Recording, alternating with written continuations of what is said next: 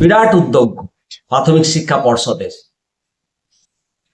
West Bengal board of primary এডুকেশনের পক্ষ থেকে এবার সর্বপ্রথম এই ধরনের পদক্ষেপ গ্রহণ করা হয়েছে। এর আগে কিন্তু এরকম কোনো পদক্ষেপ বা উদ্যোগ নেয়নি প্রাথমিক শিক্ষা পর্ষদ।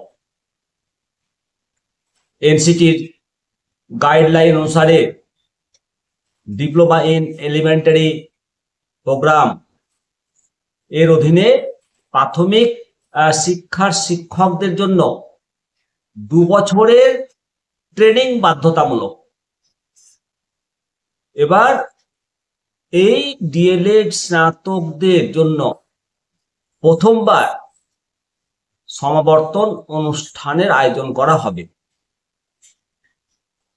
পর্ষদ সূত্রে জানতে পারা যাচ্ছে যে এই সমাবর্তন অনুষ্ঠান 2019-2021 সেশন, 2020-2022 সেশন, 2021-2023 সেশন ডিএলএড ছাত্রছাত্রীদের সম্মানিত করা হবে। এই অনুষ্ঠানের সময় বা কোথায় হবে সে ব্যাপারে এখনো চূড়ান্ত সিদ্ধান্ত হয়নি, তবে পর্ষদ সূত্রে যেটুকুটা জানা গেছে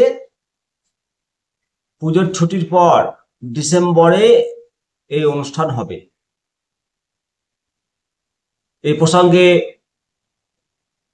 প্রাথমিক শিক্ষা পর্ষদের সভাপতি মাননীয় গৌতম পাল বলেন, এতদিন অবধি সমাবর্তন ছাড়াই সার্টিফিকেট দেওয়া হয়েছে, সেই ভাবনায় আমরা বদল আনতে চাই, আর সেই কারণে এই ধরনের অনুষ্ঠান আয়োজনে উদ্যোগী হয়েছি। জানা যাচ্ছে যে ইতিমধ্যে এই সমাবর্তন অনুষ্ঠানের নাম লিপিবদ্ধ করার কাজ চলছে। এই প্রক্রিয়া শেষ হলেই অনুষ্ঠানে কতজন অংশগ্রহণ করবেন সেটা জানতে পারা যাবে। তবে প্রাথমিকভাবে মনে করা হচ্ছে প্রায় 1 লক্ষ প্রশিক্ষণপ্রাপ্ত শিক্ষক এই অনুষ্ঠানে অংশগ্রহণ করবেন। এই অনুষ্ঠানে অংশগ্রহণ করতে ইচ্ছুক ডিএলএড পাস সকল প্রার্থীদের পশ্চিমবঙ্গ প্রাথমিক শিক্ষা পর্ষদের ওয়েবসাইটে নিজেদের নাম এন্ট্রি করতে হবে। একমাত্র এই উপায়ে নথিভুক্ত করা সম্ভব। আগামী 25শে অক্টোবরের মধ্যে এই কাজ শেষ করতে হবে। তবে এখানেই শেষ নয়, জানা যাচ্ছে যে এর জন্য এই নাম নথিভুক্তকরণের জন্য কোনো রকম টাকা নেওয়া হবে না, পর্ষদের তরফ থেকে জানা যাচ্ছে। অন্যান্য জায়গায় এর জন্য টাকা নেওয়া হলেও পশ্চিমবঙ্গ প্রাথমিক শিক্ষা পর্ষদের তরফ থেকে রেজিস্ট্রেশন ফি বাবদ 500 টাকা মকুব করা হয়েছে। অন্যান্য রাজ্যে কিন্তু টাকা নেওয়া হলেও পশ্চিমবঙ্গে 500 টাকা ফি নেবে না বলে জানতে পারা গেছে।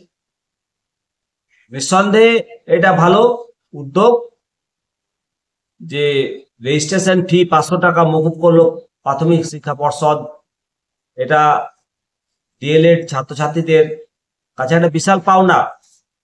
তার সঙ্গে পাওনা এই সমাবর্তন অনুষ্ঠান।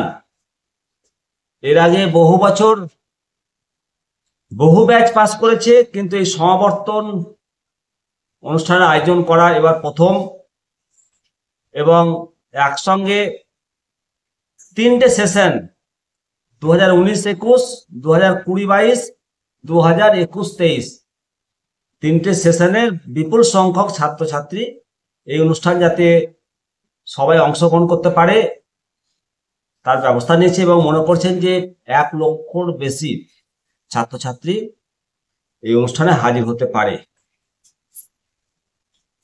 যাই হোক, এটা বেশ একটা বড়সড় উদ্যোগ এবং প্রাথমিক শিক্ষা পর্ষদ অবশ্যই প্রশংসা পেতে পারে।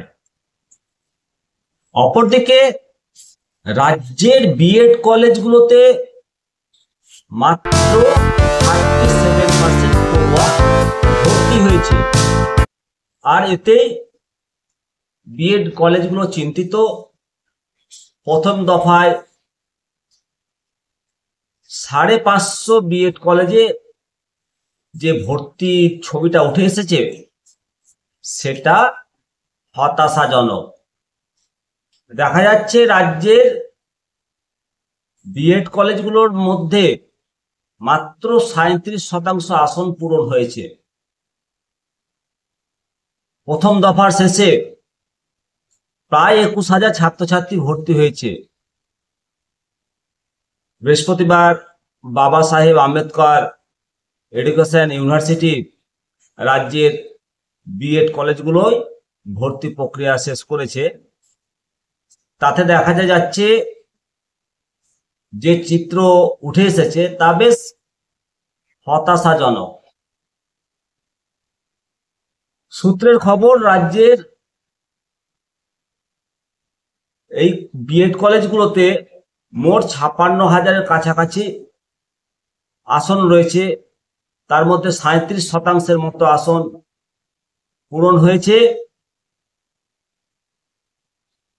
আর এই 37% আসন পূরণ হওয়ার পর বাকি আসনগুলো কিভাবে পূরণ হবে এই নিয়ে বেশ দুশ্চিন্তায় রয়েছে। বিএড বিশ্ববিদ্যালয়ের ভারপ্রাপ্ত উপাচার্য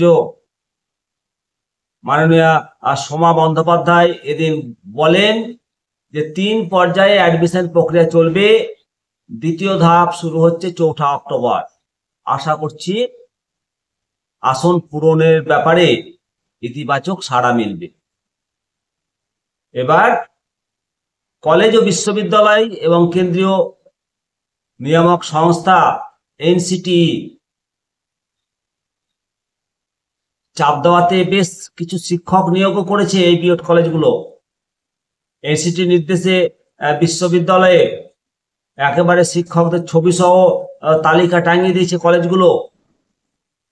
ফলে কলেজ কর্তৃপক্ষের আরো আক্ষেপ, শিক্ষক নিয়োগ করলাম তারপরেও পড়ুয়া মিলছে না। এর ফলে কলেজগুলোর আর্থিক সমস্যা আরো বাড়বে বলে আশা বা আশঙ্কা প্রকাশ করছে কলেজগুলো। অবশ্য এবছর উপযুক্ত পরিকাঠামো না থাকায় রাজ্যের 45 থেকে 46টি বিএড কলেজ আবার অনুমোদনও পায়নি। বিভিন্ন কলেজ কর্তৃপক্ষের বক্তব্য, যে কলেজগুলো অনুমোদন পেয়েছে সেগুলোতেই 50% পড়ুয়া ভর্তি হয়নি। আর বাকি কলেজগুলো অনুমোদন পেলে তারাই বা কত পড়ুয়া পাবে সে বিষয়ে সংশয় রয়েছে। এই বিষয়ে রাজ্যের সরকারি এবং সাহায্যপ্রাপ্ত উচ্চ প্রাথমিক, মাধ্যমিক, উচ্চ মাধ্যমিক স্কুলগুলোতে দীর্ঘদিন শিক্ষক নিয়োগ প্রক্রিয়া হয়নি। আইনি জটিলতায় বিএড কোর্স থেকে ছাত্রছাত্রীদের মুখ ফিরাতে বাধ্য করছে। এটাই ভর্তি না হওয়ার অন্যতম কারণ বলে মনে করা হচ্ছে। আপনারা দেখছেন নিত্য দর্শন, অবশ্যই আপনাদের মতামত জানাবেন। ভালো থাকুন, সুস্থ থাকুন।